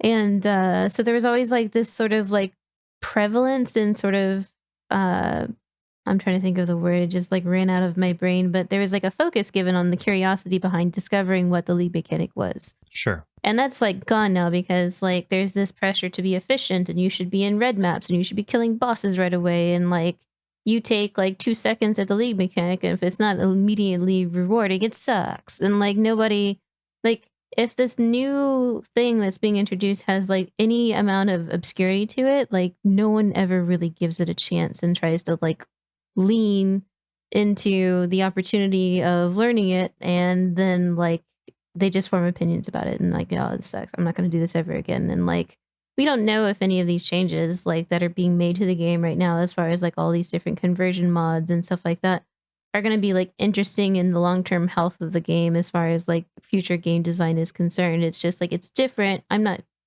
encountering like what I normally do, therefore it's bad. And I think like as players, people should strive to be perhaps a bit more open to it as well. Like the game will never be the same from one patch to another. That will never happen ever. Like the league mechanic will always be more or less rewarding. There'll be balance changes that make things more or less easy. There's going to be, like additional content that is more or less difficult. Like no patch is ever static. So comparing them is never a good option. Like you should start a league fresh, just like the economy, and build your own opinions from there. That's part of the fun. It's part of the fun of trying to figure, at least for me, each league is something new.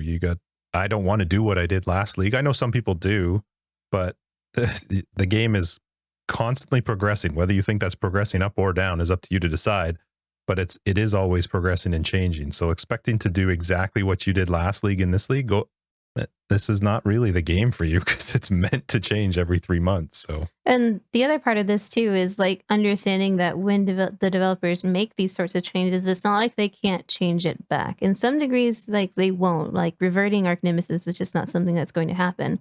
But it doesn't mean like from this point forward, after this patch on Monday, Archnemesis is getting no further reviews and will not change ever. Like, they have, it's not fine. There's no finality to it. Like, I don't know. It's not like, he shits in your Cheerios once and that's it. Oh, forever. Again. Yep. Get so excited for those Cheerios. You put in some brown sugar, and then all of a sudden somebody just walks on your table and squats. That's nasty. Yep. You wouldn't enjoy those Cheerios, would you? No, I wouldn't. That's the point. Yeah. But I mean, I think people just need to chill. That's all. Just chill. Yeah. Sometimes the game's not going to be for you, and then you got to take a break. Some people really need to take a break. I will admit that just a change in this regard, as far as like it did effectively make a long time tried and true method of playing obsolete. Yep. And like without any instruction or direction or right. information, And which was unfortunate. I think like the people that are disappointed that that style of play is gone have every right to be. For sure. Like I've done a fair bit of Magic Find myself, especially when I was earlier on streaming, and like that would suck to lose an archetype that's beloved. It's kind of like when a build falls into obscurity, except there's not a lot of like, there's a lot of options for in-game as far as like, I'm going to concentrate on heist, I'm going to do a little bit of harvest, I'm going to do a little bit of bossing, I'm going to do this, but like the amount of in-game options and viable ways to generate currency is a lot less than like viable builds, right? So when your favorite build dies, it's an opportunity to play something else, and there's going to be plenty of other things that can do what it is you need doing. But certainly for like how you spend the majority of time in the game doing the activity that you love, when that gets canned, then of course you'd be upset. Yeah. I'm not sure that their total goal anyway is to kill the Magic Find side of it. Oh, but no, I don't think so it either. did need a change. Like I remember doing super juice maps last league, and it was bananas. Like what you could do with Beyond and Alva and all that stuff. We talked about it actually. I feel like before the new league even came out, Ty, in one of our episodes, that I mentioned like it has to change. It was just too much. You could do too much. And I'm not saying that.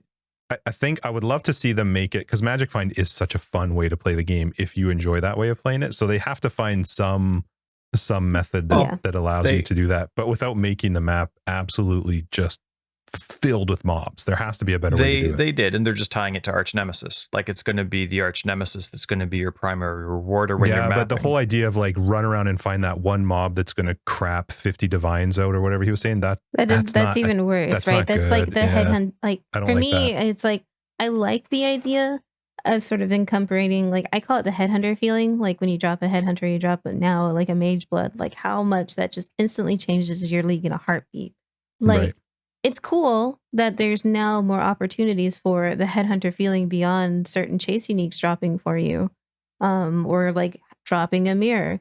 But like that shouldn't come at the cost of everything else feeling kind of good in the meantime. Like that should be a scale. It shouldn't be a spike. And right now it's a spike because it's like nothing of 50 divines. And it should never, ever be that way.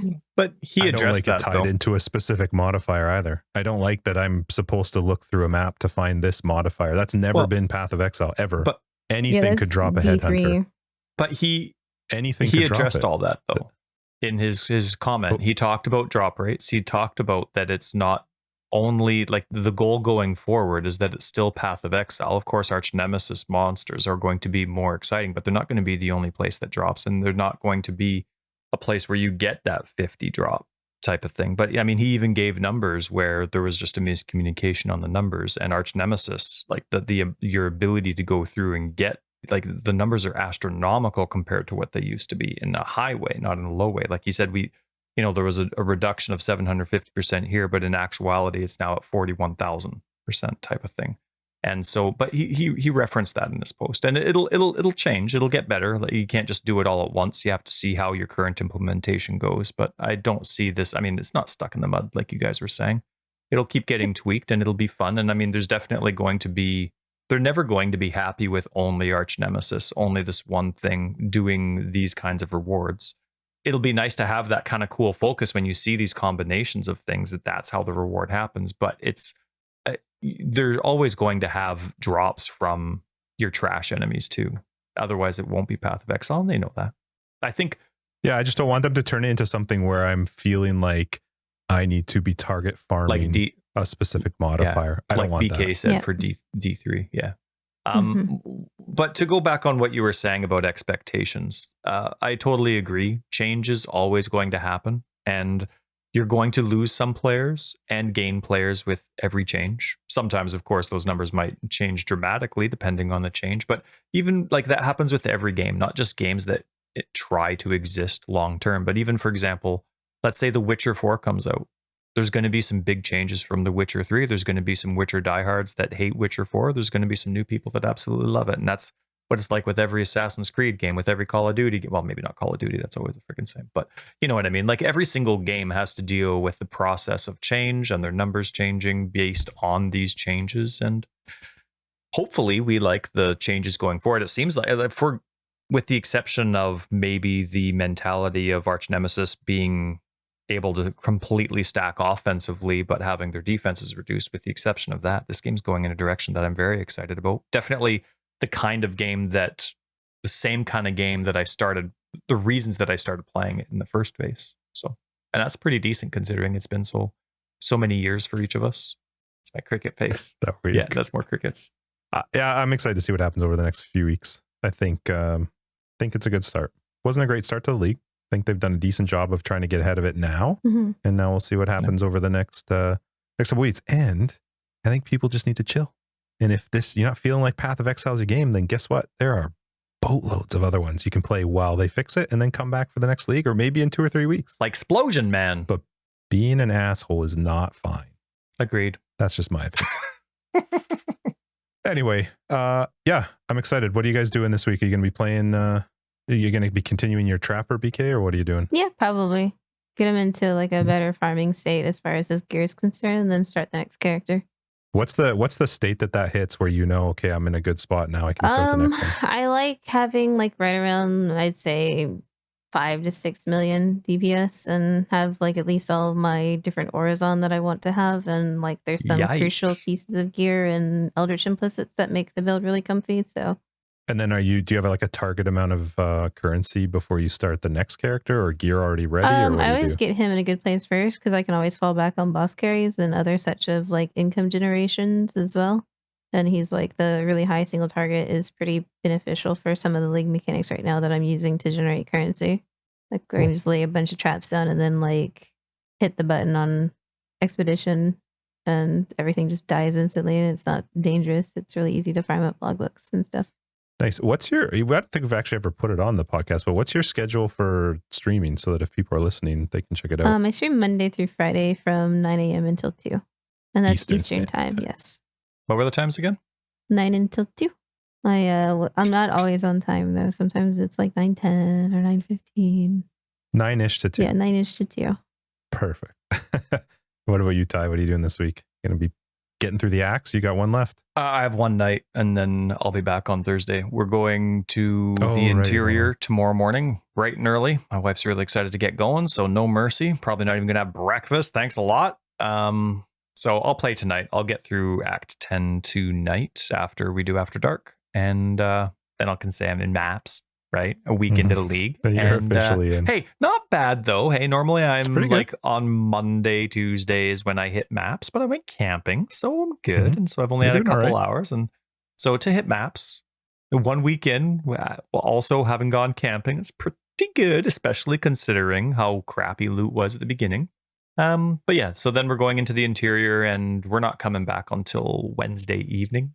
And Thursdays are always tough days for me to play. That's newspaper day.